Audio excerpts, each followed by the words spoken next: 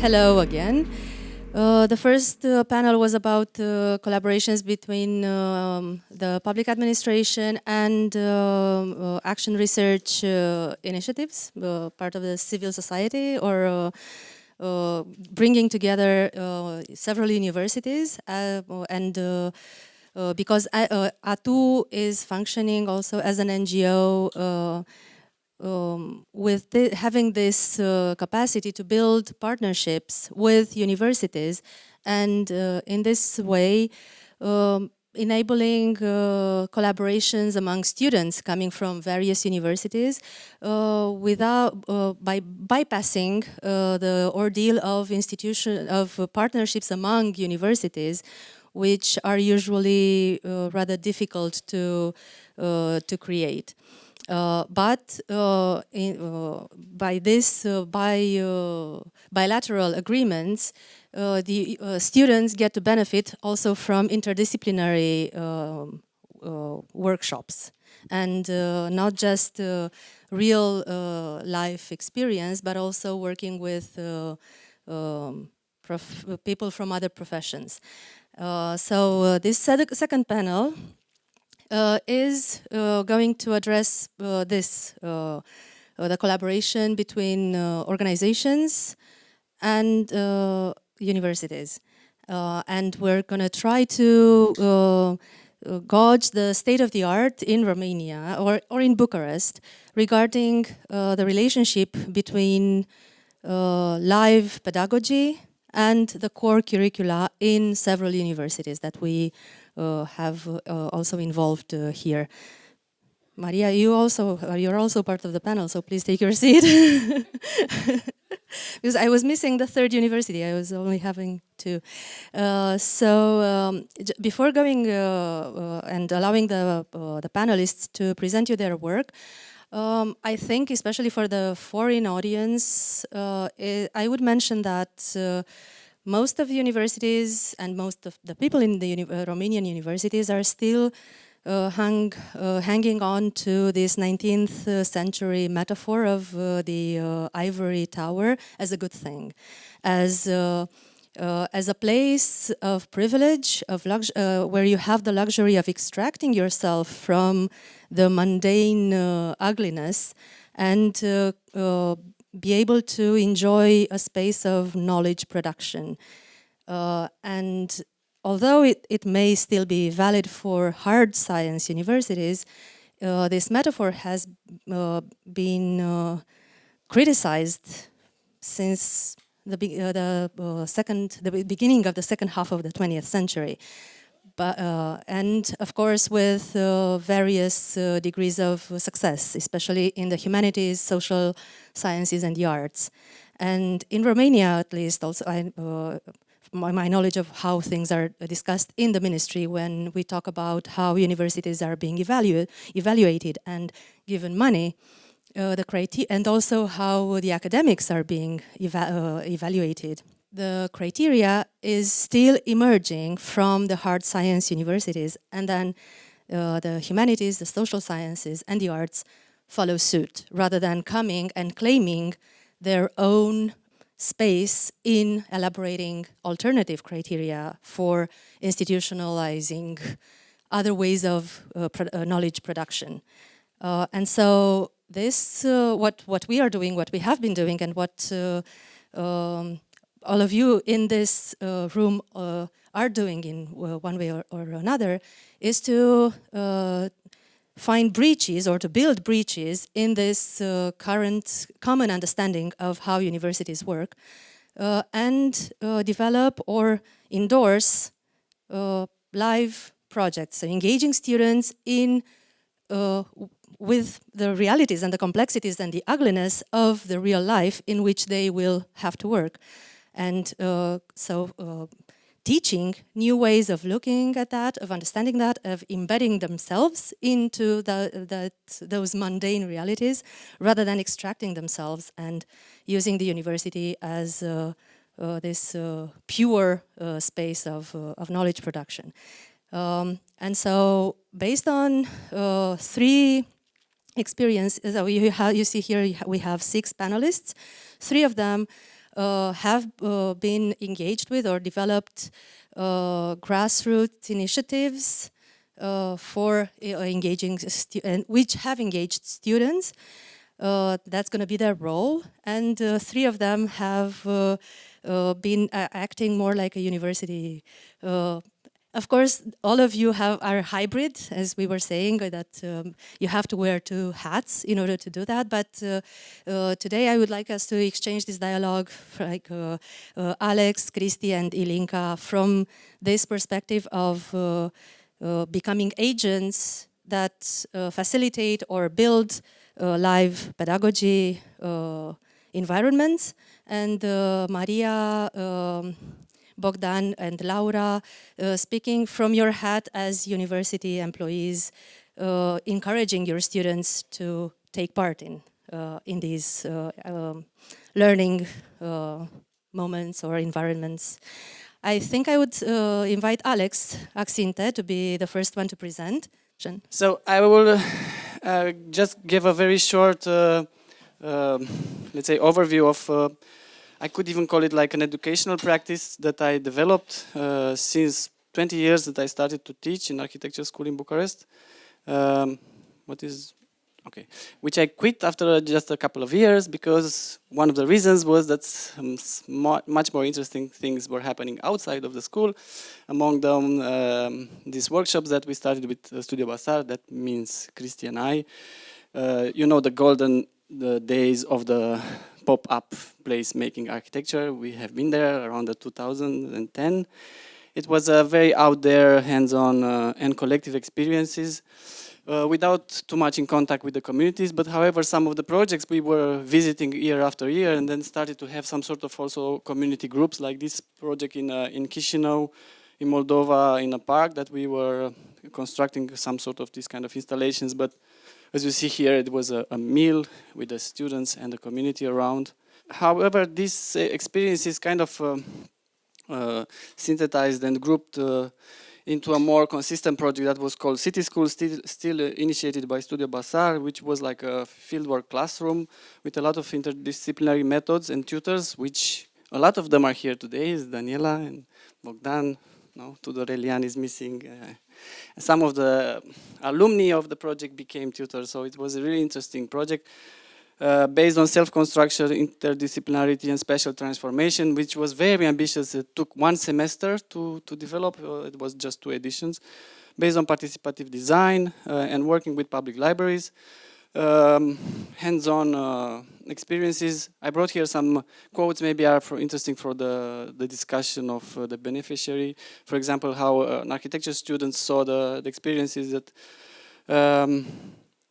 no, sorry, this is an anthropologist student. She said, like, because it took our nose out of the books, we were outside in the informal. And here is the architecture student that was used to something cool has to come out, but slowly I realized that this is not about this. The process of talking to local people along the way gradually changed my perspective about what the project was supposed to be. So talking for an architecture student was a revelation. Which we also were engaged with. I mean, we were not teaching these methods. We were as well as experiencing them together with the students. So the City School expanded 2 branches of a library. One reopened a library that was closed, and another one extended another library outside. And here is like a user of the library who said, like, you know, the architect sometimes feel too technical. I mean, people like me or the kids don't really understand you. But today it was like an open door. Somehow you invited us to get to know you better through the activity. So this was also like a metaphor for the whole process.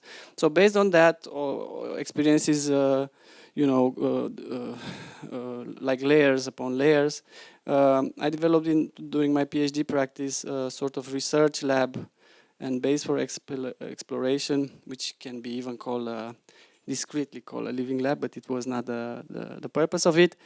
An open garage that worked as a library or a lab or a gallery, where I was also both the host organization, but also part of the, let's say, leading tutors together with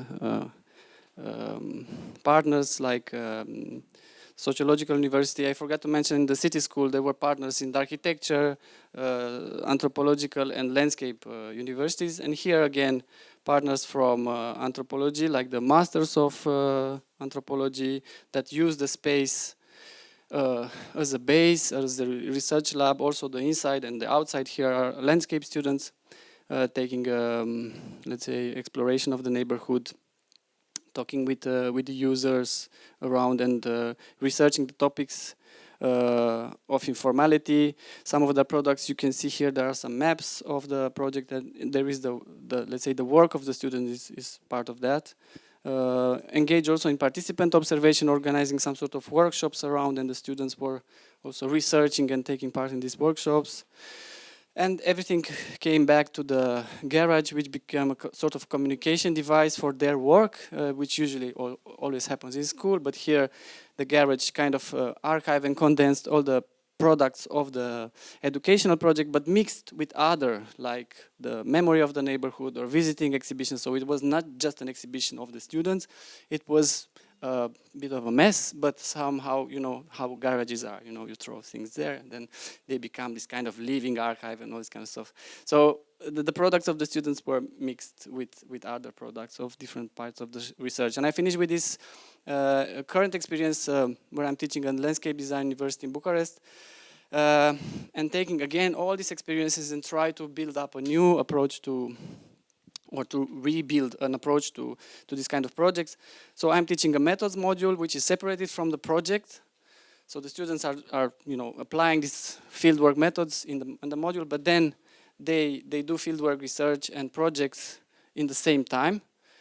This is just this semester, so I don't have yet an overview of it, but they are working with public space, but as well with actors and civic groups, or whoever is there active on the specific spot. Here you see Bogdan, who was at the launch at the Order of Architects, who runs a civic group based on composting and all this kind of stuff. And again, now we try, based on experiences of garages, for example, try to bring the community or the partners into the school. So we make a first exhibition, because it's a new school, doesn't have any exhibition memory yet. And the partners came into the school and so on. It may seem like a very small little things, but you have to contextualize them. For us, or for this group, for example, for the students, was I think it's a pivotal moment, because now they say, like, when can we do another exhibition? How can we? It was also collecting objects. You see some stones and objects that they came from the site and they brought in the school, which we do as a method, as the module. So it's a bit of pioneering, with all the goods and bads of pioneering. Yeah, it's also a lot of naive practice or lack of direction, but also it has a very fresh feeling of doing things, not for the first time, but you know, learning to do them again. Yeah. So after 20 years, I still enjoy it. Sorry. Thank you, Alex. Yeah, if you wanna. And in keeping with the good spirit of alphabetical order, Cristi, Borcan. Yeah, B. Hello. I will present a program that is called Live at UAUIM, which is the name of our architectural school here in Bucharest. I will show some images in the presentation that things that we done previously, but Alex presented them, where this program came from. Of course, you know, maybe most of you know this live programs. Maybe the most recognizable is this program in Sheffield, where Doina teaches. Yeah. Oh, okay. So you know about this program. So it was a good inspiration for me, Daniela, and Tudor Elian. Again, there are the same people around these issues. So it was a very, you know, like a very good example for us to implement here in Bucharest. Even the name, maybe we'll change it at some point. But for the beginning, we wanted to have this very recognizable name, Live at UAUIM, because I think it's a good way to enter through the back door or through the opening of a small maybe door inside the school. So I'm now presenting this project as a member of Faculty of Architecture. Because I am a member of the Faculty of Architecture, I'm still paid by the hour, but I'm still a member. I'm saying this because I don't have power, and if I don't, what? Yeah, it's important for me as a member of the, it's not. It's also a disclaimer, but it's a fact. I don't have power to do a lot of things inside the school, and all these projects within the life at UAUIM, we try to do them like we are tolerated. We are not seen as a program mandatory or as a good program. We are tolerated and unknown. Maybe allowed. We are allowed. I don't think many teachers know about this program. I know. Anyway, so yeah, it's live as you know it, but it was presented also live at UAUIM. It's an intermediate practice, and I wrote on my notebook all these intermediary things between research and practice, between real world and academia, between art and architecture. It's an intermediate program, and I really, for me, Daniela, it's very important to be intermediary. That's why I said that I don't have power, and this intermediary position helps me to, to get some projects done within this. This program comes from my experience and Daniela's and Tudor. What we did, and Alex show you with these public workshops that we did for like 10, 15 years in the 2010 years, and the city school program. I won't get into detail. I'm showing this, we only had the 2 editions in 2021 and 2022. It was stopped because I had to finish my PhDs, and it was a complicated period, still is, but we will continue this year, next academic year. We tried, as live projects in Sheffield, we tried to work with organizations, people, or institutions that are not, they don't have access to architectural knowledge or architectural resources or knowledge in general. And for instance, in the first year, we work with a civic group, which is these civic groups, you know about them. There are groups of people living in a neighborhood that try to, take care of their public spaces or whatever issues. In the second year, we work with three partners, which was a bit more complicated. We work with the Carousel Association, which is an organization that deals with people that don't have homes, people that live in the street, people that have problems with drugs, sex workers, anyway, this kind of organization. With the Museum of Romanian Peasant, which I imagine they can somehow have access to architectural knowledge, but I don't know if they access it too much. Maybe Ilinca knows better. Yeah, and the Bucharest Metropolitan Library, as you know, it's again a very precarious institution in Bucharest. And I put here all these people that were involved as co-tutors. You're gonna see that some of people move from one edition to another edition. And how this works, maybe like in Sheffield, again, we were very inspired by Sheffield. So yeah, it's like a very good example. So there are these first meetings in school or outside the school. It's important that we work with co-tutors as intermediaries between host and students. That means that, for instance, Irina in the picture, she's an architect, but she's also a member of this KISLF civic group. So it was important that we have co tutors from within these groups or whatever, or people who know this institution very well, like Alex, who knows the libraries very well. Another step is that we use different methods of interdisciplinary, of course, interdisciplinary qualitative research. You know all these tools. I won't get into this.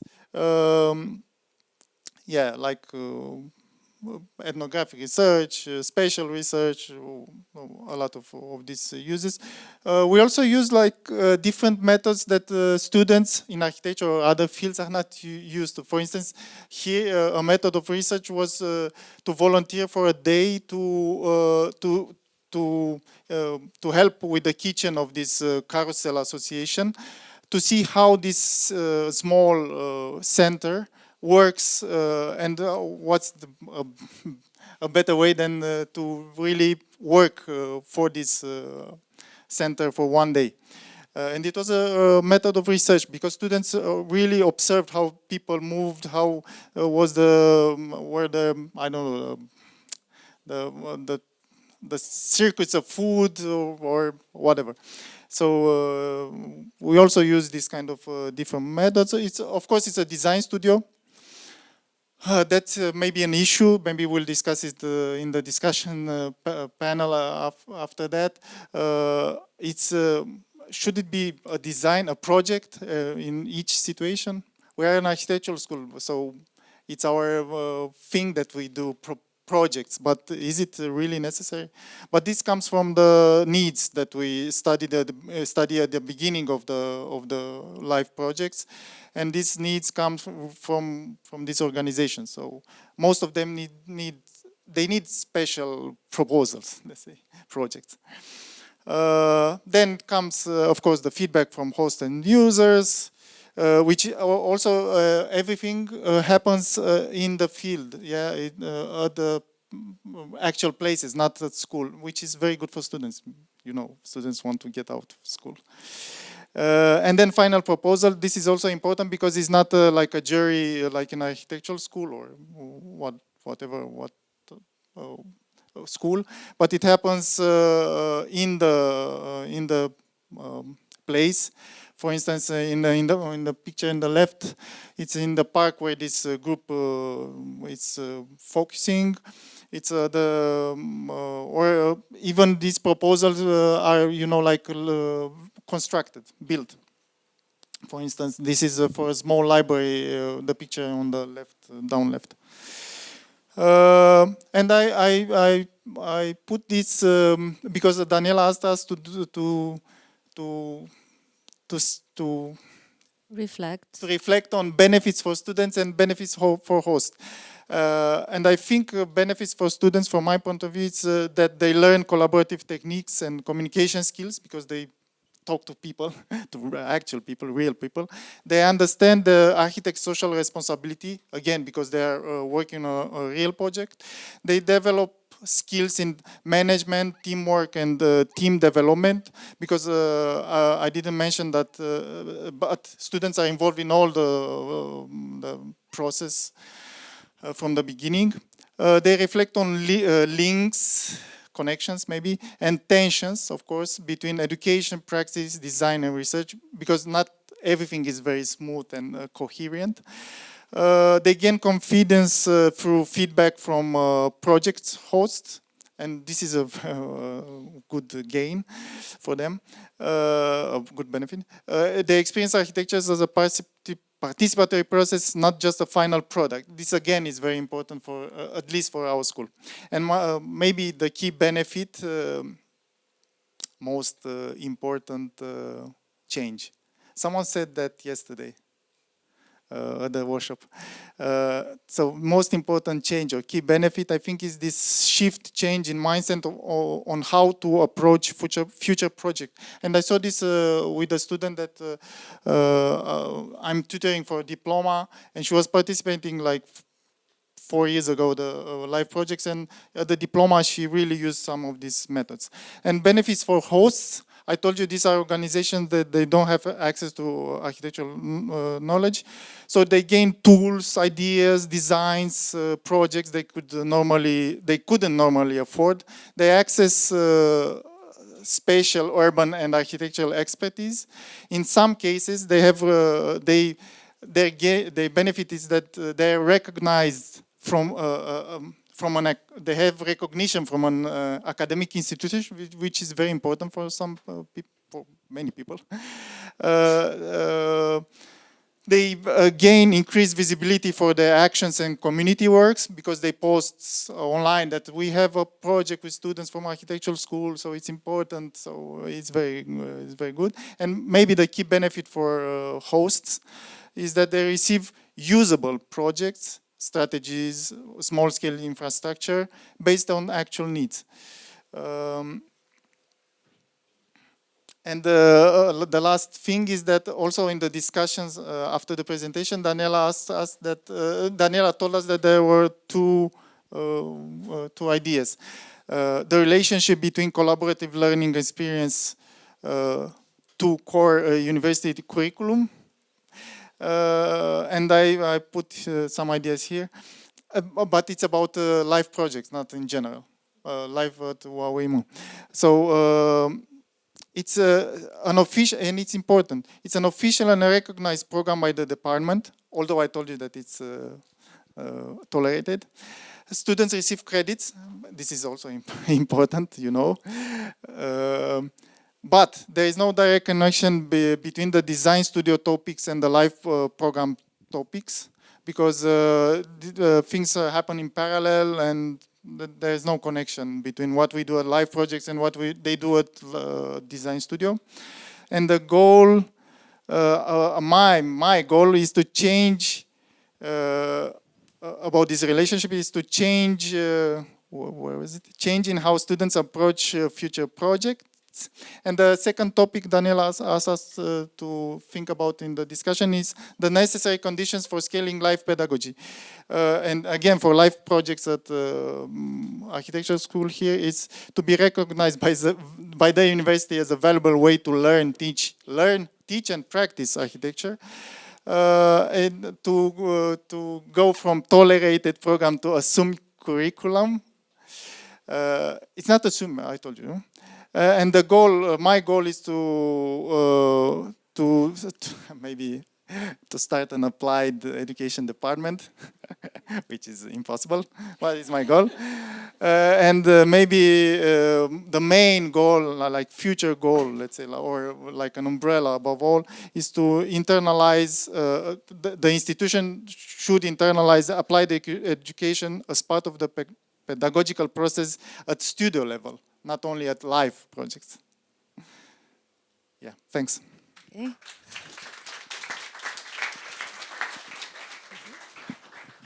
Thank you, Cristi. And Ilinca, Pop, as I was saying, we're keeping with alphabetical order. But also, it's also a coincidence because timelines match, and this was the order of the presentations that we were talking about that would make more sense for this first part of the panel. Ilinca, okay, I don't have to fill the space anymore. You're ready to go. So that was in reverse. Obviously, I'm much younger than my colleagues, and so my experience is going to be, I'm going to tell a story about my experience with a small group of students. I have drawn on the side of live education during the past year. I'm a former fellow of the Urban Education Live project, which took place between 2017 and 2019. Urboteca Fellowship first edition, yeah, she was the the guinea pig, one of the guinea pigs. Yeah, it was a very lovely experience, and it was involving Daniela and Bogdan, Iancu, and Vera and Andra, and so many people that are not here today. So I've learned there these methods that were also inspired by Sheffield, by the urban design masters. Yeah. So, and I've developed an interest in this telling stories without necessarily having a purpose of intervening, gathering stories, and just because usually, because Daniela asked us to structure our presentations like state of art, but I'm going to get there. But I'm going to preview the state of art. So in school, usually these stories become absorbed in some sort of generalizing conclusions, and the students go on the do some quote-unquote field work, but it's not really field work. It's just relentlessly asking people around stuff and thinking what people say is the truth, and not knowing how to assess these discourses and how to work with them. And they're also doing these beautiful drawings, and I'm going to get there, like I said. So I'm a collaborator in the History and Theory of Architecture department.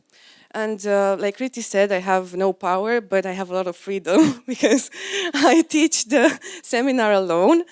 Our seminar, our curriculum for this seminar for architecture, housing, city, the compulsory course in the second year, the summer semester, asks students to study a typological housing program. So I worked further with a team of students who researched quartals, and especially this quartal in Panduri, built at the beginning of the 50s. The quartal is a low-rise, medium-rise actually, housing model drawn along the lines of the Soviet influence, and it displays this Soviet neoclassicist classicist expression with concrete cast columns, and supposedly it should give the people the right to columns. So it's very ideologically infused architecture.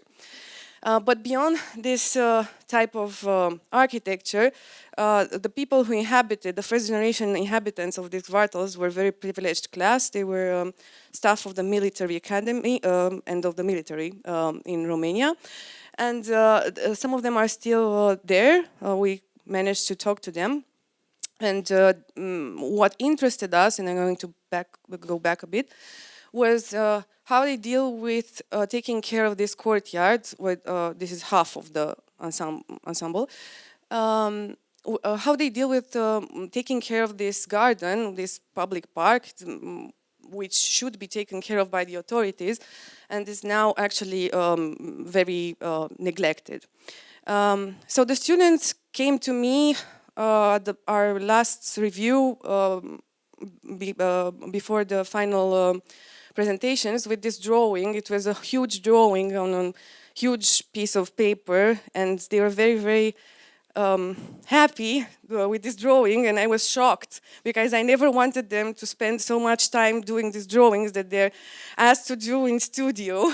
And these drawings usually take a lot of time, like days of drawing little points and little flowers, and of course they're very beautiful, but imagine this was a huge sheet of paper, didn't fit on a table. And they told me they were up all night drawing, and that's what interested me is that they drew this plan by talking to people and asking them what's happening in there. So I thought it was actually interesting and productive that they put that much effort, not into some kind of idealized representation of the community, but on a participatory mapping, actually, but with tools they learned in the first year studio, which is not something I usually endorse. So taking this work they did further, I was invited. This was a coincidence. So my point about this is that I don't think it's scalable because it's so much based on circumstances and coincidences. And so I was asked by the editors of KTH Journal, which is a pop culture semi-academic journal. And it's very nice. And their forthcoming issue on ecologies, and they asked me to write something. And I thought this was an opportunity for the students to push their research they did for the seminar into a final piece of storytelling. So we went back on site and they learned to apply some methods, but I didn't lecture them because I told them at the beginning, like I learned in the fellowship program, that we're going to do this as a team, and I'm just going to tell them some things I know, and maybe we will apply them together. And it worked very well. So I gave them the bibliography. They had a Google Drive with everything already there. So I did the gathering and everything, so the things could move forward a bit faster because we only had 2 months for this. And we did some walking, some sitting around in a quartal. We observed, then we built an interview guide, but it was a bit difficult to maintain it, so it slided into storytelling. And then we had a survey, an online survey for a bit of demographic data, but that didn't work well either because people didn't want to fill it in. Although the reason why I wanted to push this further was that these are Google Drive, these are Google pictures, so they're public. This is the community already there.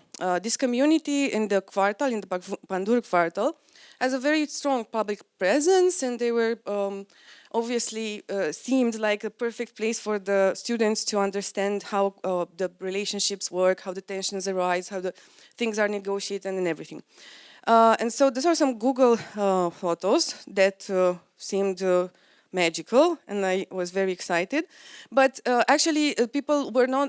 This was just an event. They received funding for an independent association între vecini, between neighbors, and then they didn't continue to do these activities. So they were not actually a community like we hoped for. They are a community, but it's more difficult to classified.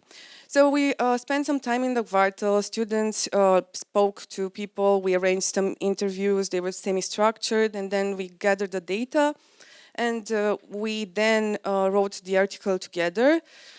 They transcribed the interviews, so they got the opportunity to go through them thoroughly, and we also had the privilege to receive some images from the archives of the people we talked to. And what we did in the end, because there were far too many interviews, and I didn't realize we were going too far from for an article the size we had to write. So what we did was try to put these stories about we tried to retell the story of the courtyard from before the quartal was built, making appeal to the memory of the engaging the memory of the people we talked to.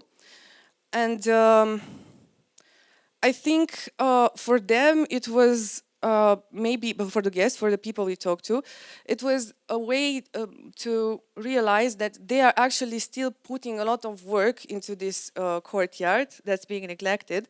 And a lot of worrying and a lot of stress and a lot of things that were not at all along the lines of this beautiful image of an idealized community.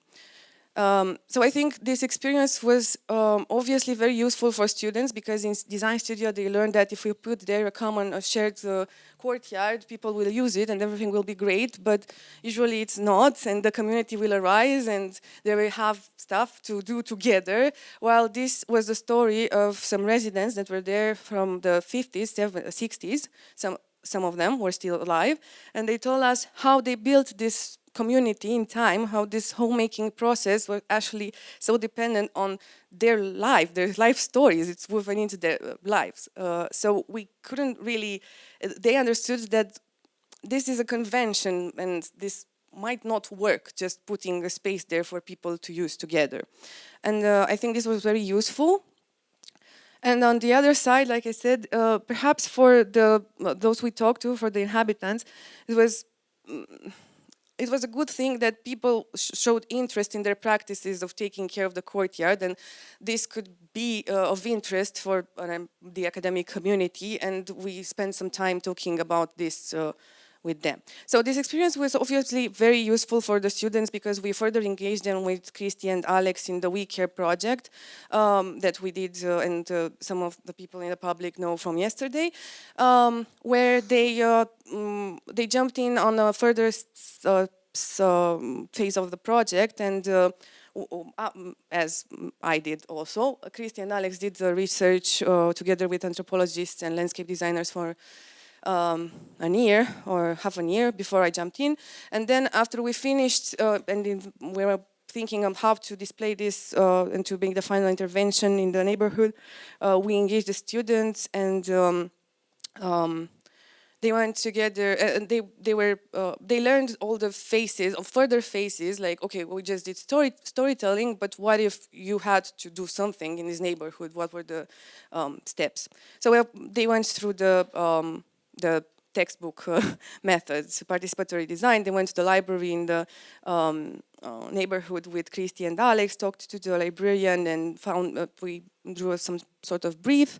And then they reorganized the mapping and added some stuff to the initial mapping of the elements in the neighborhood, gardens, interventions, informal interventions within the space, the urban space, graffiti, socializing places, and they did this mapping together, just the students.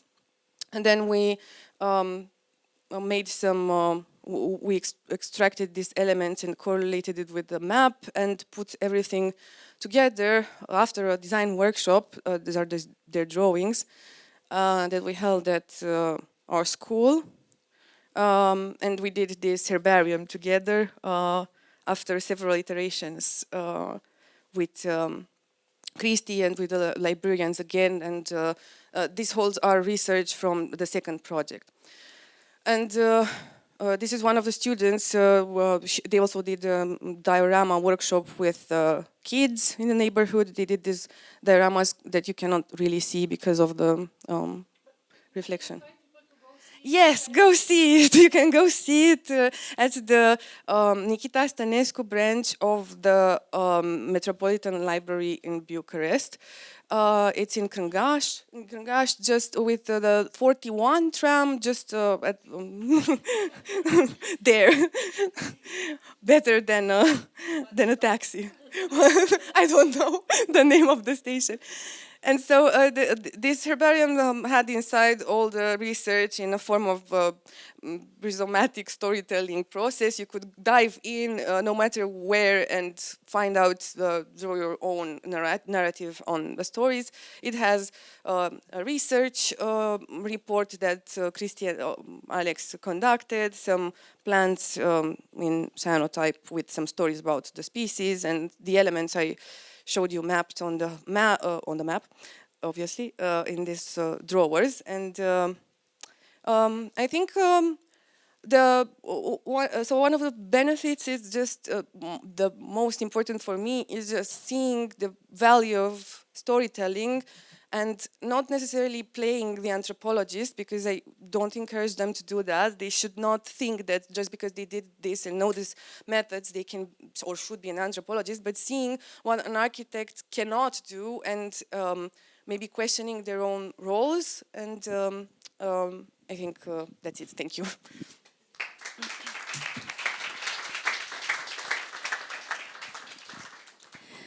Thank you, Ilinca.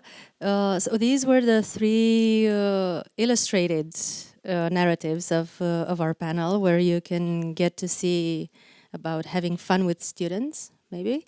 I would ask now Maria, give her the mic, and going back to, you know, while you were, while you were finishing up all the preparations for this event, the vice rector of your university mentioned your name and told us how much your activity is valued in the university. So we are curious to learn more. Please tell us.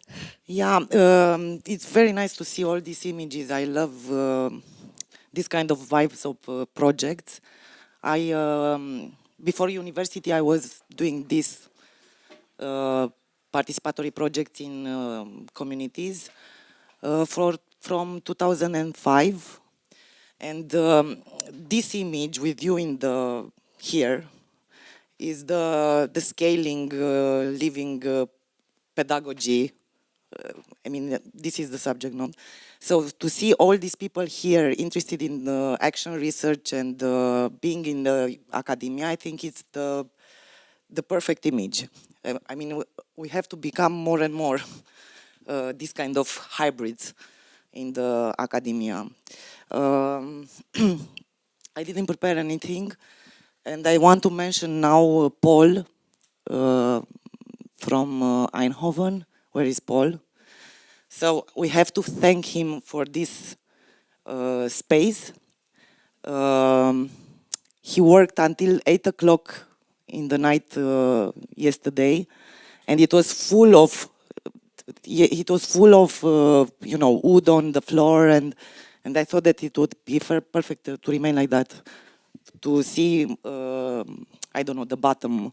And speaking about the power, it's nice also to have all these activists and artivists and I don't know, people working in the communities in the university area in order to work with power.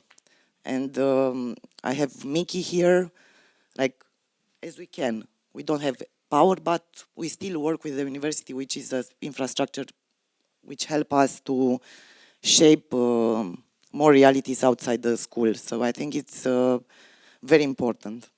So this is my idea of scaling. So you have some power. You have the power to bring all these people together in this room. Yeah, See, but it's also your power. I mean, it's, yeah, we all have power. Yeah. I So don't want I love this quote, image. Really, it's. I don't want to quote big concepts like biopower and go back to Foucault and the big theory, but it is true. We all have some power, and here is quite a huge. If we add all our powers, I think we get some impressive results. And also, like, speaking about images, it's you know, you roll all these images and they look the fucking same. I mean, it's like, if I look here, I see Rahov Uranus yesterday in 2005. And what's important is like dancing, not looking at you dancing in the mirror. So I think the much important things are the processes, not, but inside the academia, it's important to see how many people are working outside the academia and help these processes. I think it's very important to our prorector and rector to see that it's a power. Some power comes from joining forces, like convincing artists that there will be architects, and there will be anthropologists, and then anthropologists tell them that there will be architects and artists, and then with this kind of communication, we succeeded in, we thought that there will be 15 people, so that we have for each case study 3 A's, like A, but then, exactly, and then many people joined and they stayed, and many are here in this room as well. So, but the artists, I mean, for us it's very clear that we work with the stories of the people. So for us, the expanded concept of art and I don't know, the expanded concept of pedagogy is like a tool which are working forever. Yeah, embedded. I mean, it's not so. and it is also true that we had colleagues from ENUTC who teach, like this master that is featured outside with a game design program, and also Andrei Rus, Yes. who was talking to his students, because Maria is in the research department, so she doesn't have direct teaching activities with lots of students to push for opportunities like this one.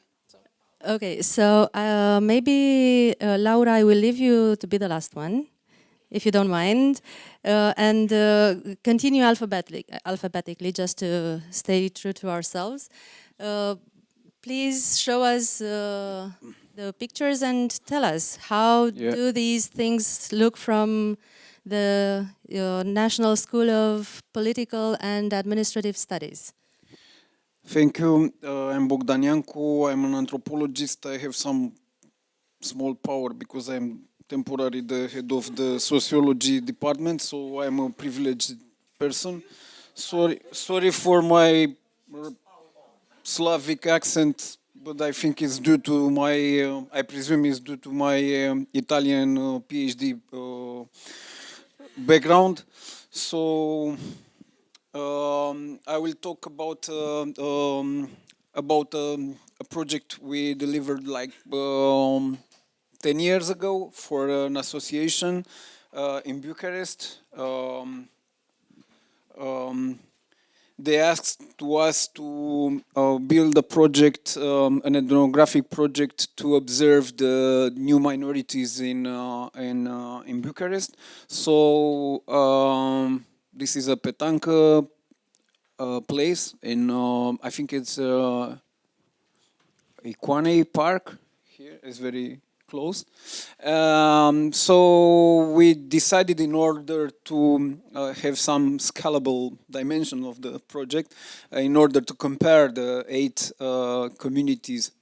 We call communities, but you know that the community is a questionable word in these terms. But when you come to play petanque, there is a community around petanque.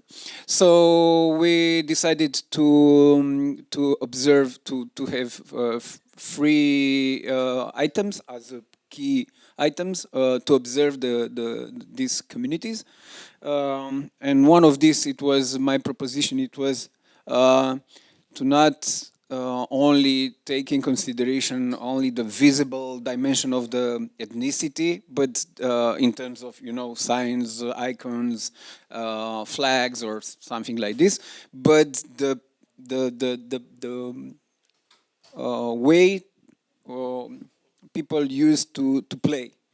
So, for example, you have all the Commonwealth citizens, white collars, involved in the playing cricket. But now, after 10 years, you have all the global people going from Asia in Romania to work for Glovo. So you have another landscape to consider now in terms of class. For me, it was very important to take in consideration the class dimension of these communities, because you have a very different way to call it, and you know, the vocabulary of migration. You know, you have the expats as the privileged white collars, and then you have the migrants as like Glovo people. And but going back to the free items, it was the leisure and sport. And then it was the gastronomy geography, and then the practices of religion. So we considered that this can be a way to have a scalable dimension of this project. And yes, and I will show you, and then how we made this. It was through a very modest method, as this dense description. I'm, for example, because there is a way to be. You know that there is a community which waits from you to be a professional anthropologist. So not game, not somehow for me it's very important to be distant from the idea of gamification of the method, because I think in this kind of project, so. An anthropologist observe, it's an ethnographer, so he must have some paper where he must play to take notes somehow. So we take in consideration the space, the space and the moment of the observation, and then the objects, the material culture of the place. And then the moment of the observation, and then yes, the way the space is used to be used, and interactions, and then sensorial perceptions. And this was the way we worked. because we have all these 8 communities, we decided to have for each community 2 students in order to collect data. And then we collected this, and then it was nothing practical about this project, but a discussion was about making visible all these communities for people from Bucharest. So we basically decided to participate to a lot of workshops and public conferences in order to show the presence of these communities we in the everyday life tend to make invisible. So somehow it was a I hate this in anthropology because I try to be a public anthropologist, not to collect culture or artifact or cultural artifacts as a museographer, but in order to show the presence of these people and to discuss and to somehow get attention to all these practices in order to interpret it and to make visible these practices for people from Bucharest somehow. Okay. Thank you. Thank you. Thank you, Bogdan. And as Laura finds her way for the last presentation of the panel, her presence here is very important for us, especially for Ion Mincu University, because we can show you pictures of how we how we work with students outside of the university. But Laura has an overview because she is the one that manages the credits that students are given based on their activities outside of the university. Super important role and huge power, I may say, if I may say so. And I would invite you, Laura, to tell us how this credit, as we were talking about these practices being marginal in relation to the core curriculum, but there are some credits there, and this is the crack through which we go and draw students out to play. Okay, thank you. First, I wanted to tell you that this discipline from the university was previously coordinated by Vera, and she gave the start of this. And I think it's important to say that she managed to start some activities that we now are conducting, and also be glad that are being part of it. These activities are extracurricular activities that my colleagues previously present. We have a table in which we can see eligible activities. We have type A activities and type B activities. Workshops, as you can see here, are from the type A activities. What is the difference from them? Is that type A activities are mandatory and type B are optional because we are thinking that workshops, publications, conferences, and so on are more important than other small activities such as voluntary activities, logistic support on organizing conferences and so on. We are encouraging students to participate on this type of activities in order to obtain their credits of this discipline. But this is not this is not enough because some of the students don't find their way to your activities in some time. And because of this, we thought that it's important to help them with other activities such as communication sessions in which we are encouraging to participate in interdisciplinary teams.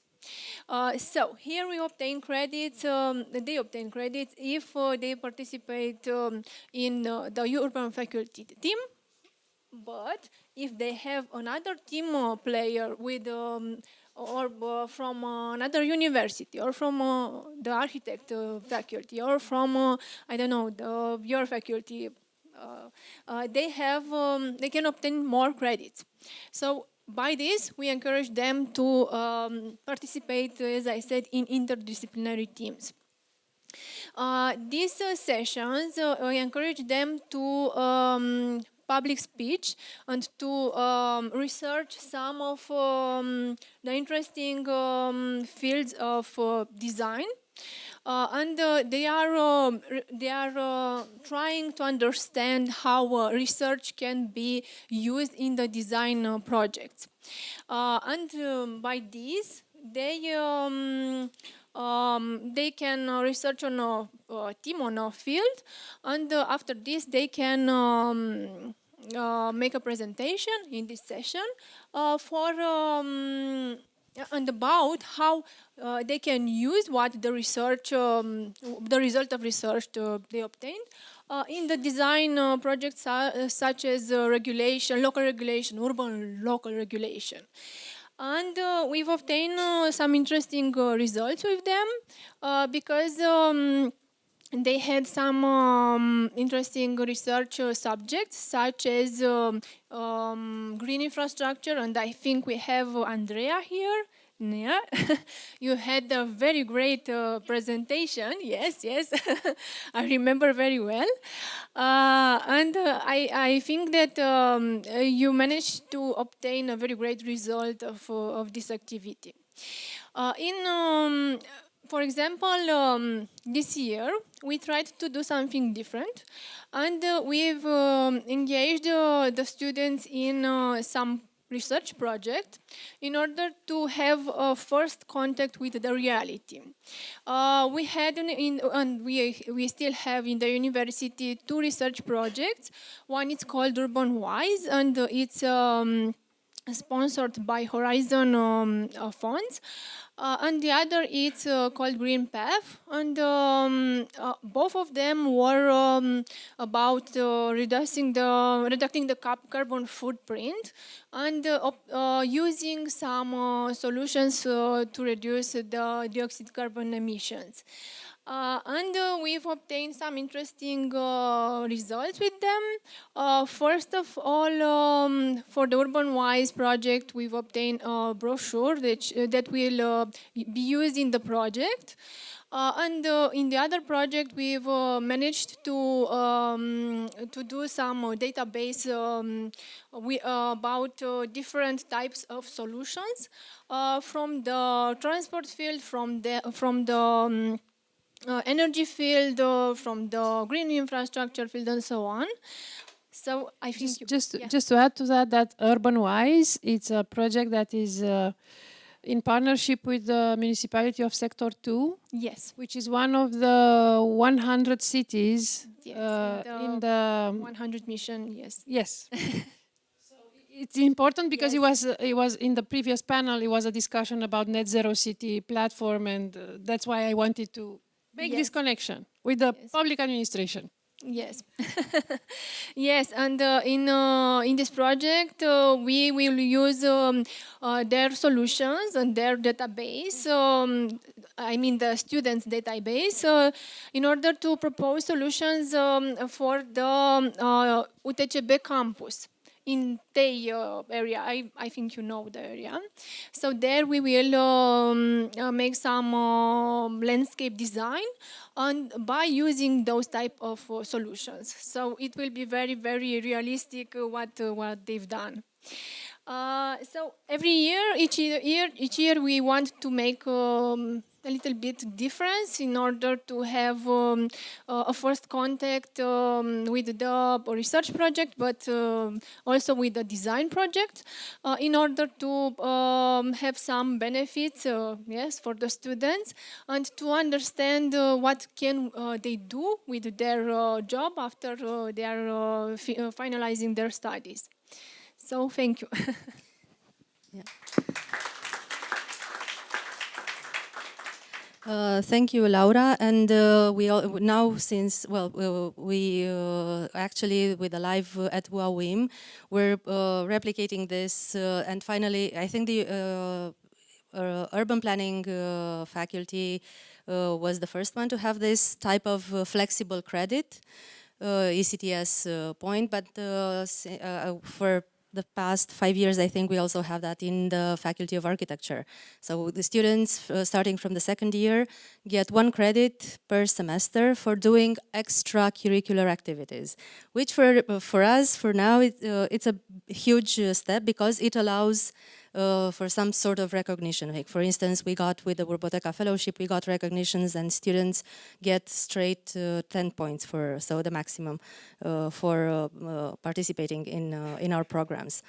And we also designed the fellowship program considering all the regulations behind one ECTS point. Also from the Faculty of Anthropology from the University of Bucharest, Faculty of Sociology, Anthropology section, the same thing, like giving this report like a tutor for the so I had to take this role of a tutor for an internship so that the rules are followed, so that they get these credits for the internship.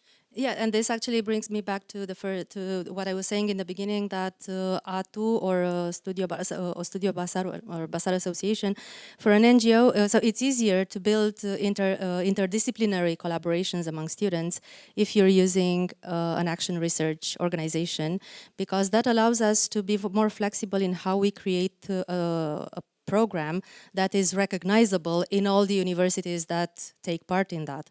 To change the course in one university to fit together with other universities that have other specific requests for their courses is more difficult than to adjust the program to accommodate all the diversities from various universities. I hope you ate during the coffee break, because this will go a bit farther into the next section. Yes, or no? I would think I would open up for a brief session of questions, if there are any, or comments or thoughts from either the panel or from the audience, and we can be power. Yes. Who wants some power? Yes, please. Can I have? Because I kept my my beneficiary for the discussion. I hope we have a discussion. I want to add something maybe to the very specialized and schematic language. I mean, it's very interesting, but I want to point to the beneficiary for the students without being taught, without being, taught methods. They kind of develop a sort of empathic and ethic view on everyday life, on users, by themselves most of the time, without being led, and that's how important it is that these projects have a longer period of time. For the users, it's also not institutional users. It's also important that the research creates a social space, and especially in the context of Bucharest or contemporary society, much more segregated. You have different social groups, age groups that are meeting. Students taking interviews to old ladies in a blocks of flat is not just a research phase. It's just also a social space, which is lacking more and more. These people have their grandchildren or kids immigrated to Italy and so on. So meeting and discussing with students, it's a different moment for them than being researched. What else? For partners, it's also not just always usable information. If students can make projects that are implemented, then there is something wrong with the real professionals. But they can help some sort of imagination and stir up of it things that they can be picked up afterwards. I don't want to discuss too much about risks, but there are, especially when playing around with methods. Maybe we have here a real anthropologist who can say which is real, not the fake ones. But it's also a risk of sometimes of being too extractive on one hand with these kind of partners, or too exploitative towards the students doing the projects, and you never know which is the red line on top of that. So I don't have a, let's say, a conclusion. I would like to let's say open this bubble of live projects and mix it with all the projects that we do in school. Maybe it's not completely in live a project, but it has a sort of live component. Either it's fieldwork, either it's partners. But however, I still like to be a bit informal and not to credit everything, because from my point of view, I still lack the evaluation framework of live projects in order to really credit the students or mark them. Yeah, it's just because in Sheffield I know there is a marking evaluation of every project, so you can fail a live project. Imagine that.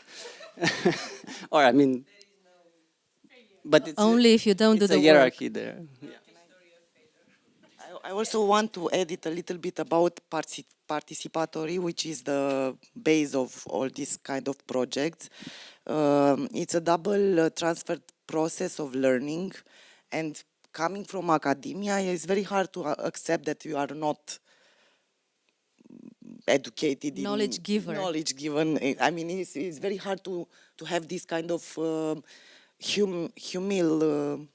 Humbleness and accept that you can also learn. And I think this is very important to know that we don't know anything, and we live in such moments like this. Like politically, you see what's happening. We don't know where we'll go, so it's very, very important to work with this kind of humbleness, and which is not pointed in the academia. I mean, everybody is important here, and you have to be like that in order to convince.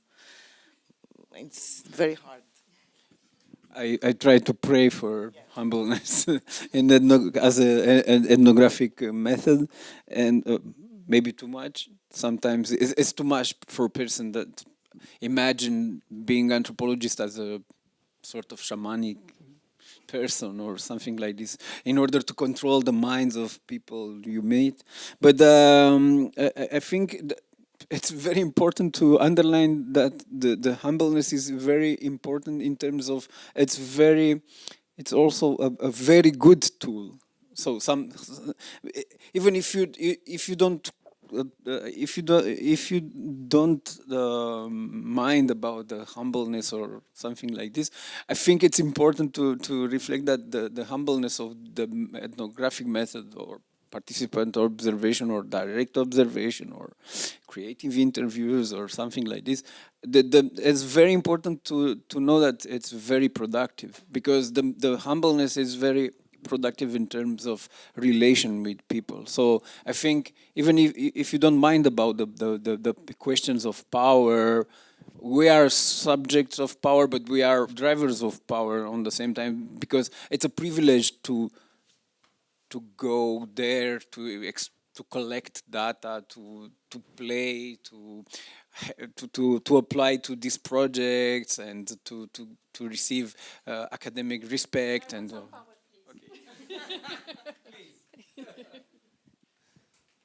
Well, speaking about humbleness, and because you have mentioned several times the Sheffield experience as a as a model or whatever, I would say that we have to learn from you as well, and I learn a lot seeing what you have presented. And I would say especially because it's kind of fresh and experimental, pioneering. I think Alex said at a certain moment with all the qualities and the problems of pioneering, and it's nice to see also this interdisciplinary effort. I think we do not have this, and this is a huge quality. And I would say, for me, for now, it's interdisciplinary because you are bringing your disciplines together. But maybe more it's about thinking what is this product, which comes from different disciplines, or what are the methods that you are using that are not anymore only belonging to your separate discipline, but is something else, is a sort of transdisciplinary method or transdisciplinary product, and I think there is a huge potential there. And in terms of institutional kind of connections or ways of embedding, the credit, making sure that there is a credit recognition is one step, which is important, but other steps will also be to get other components of the curriculum to be involved. Like, for example, I mean, in our case, we have an architecture and participation module. So students that are doing live projects can take this module and learn more about participation and not just go like this innocent in the field. They can have also training in communication, training in ethics also, because these are not innate. One has to understand and think maybe better about what is to be ethical in a field work. And I mean, we are probably aware of what means extractive research and all these aspects, but a first-year student won't know this. And in this way, you are making allies also within your colleagues, because they are teaching other aspects that can also have an input, even if it's partially, even if it's informal, even so a way of sort of kind of consolidating also initiatives that, if I well understood, are very much related to individuals, are quite informal and marginal in the institution, that, maybe there is a way of sort of making allies by recognizing also how they can input in this.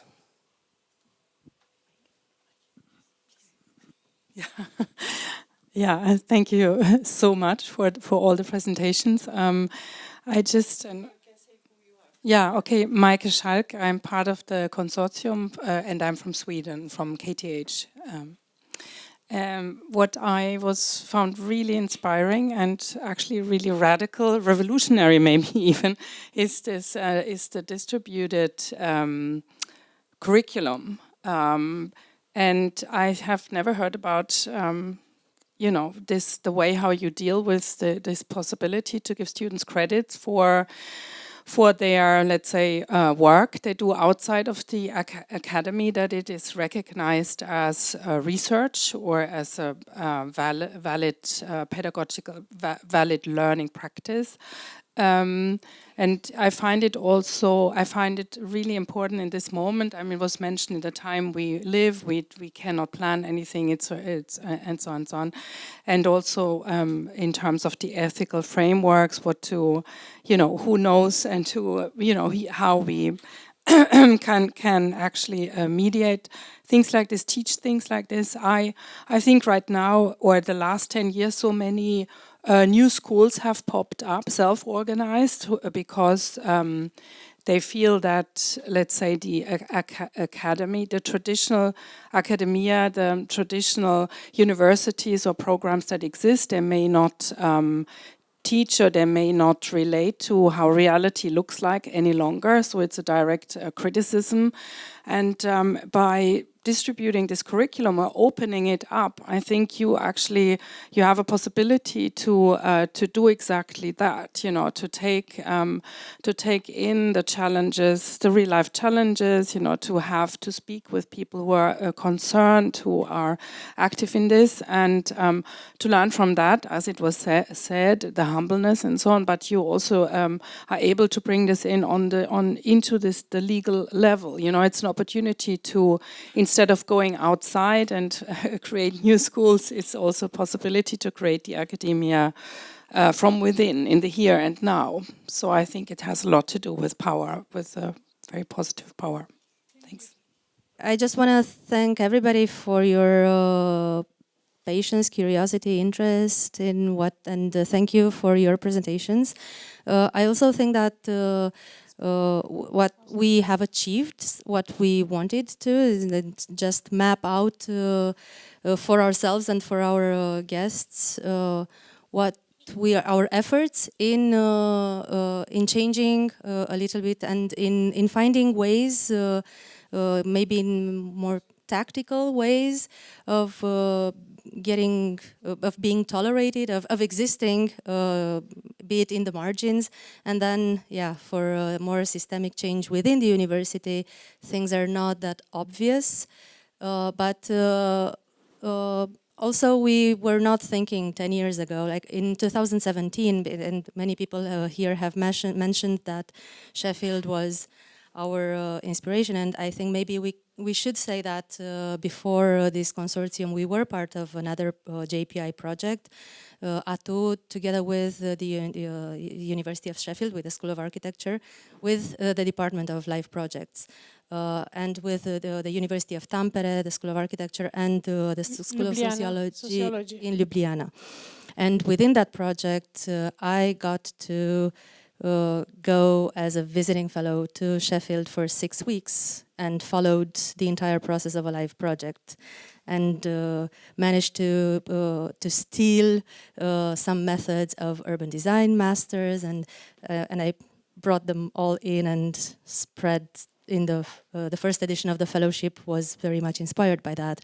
And then well, Alex did his PhD there, so there are a lot of connections that we have been building throughout these years. And like 10 years ago, we didn't have these flexible credits, and now we have them. So 10 years from now, we should be able to come back to this moment and look what has changed. Yeah. Yes, it's a historical moment.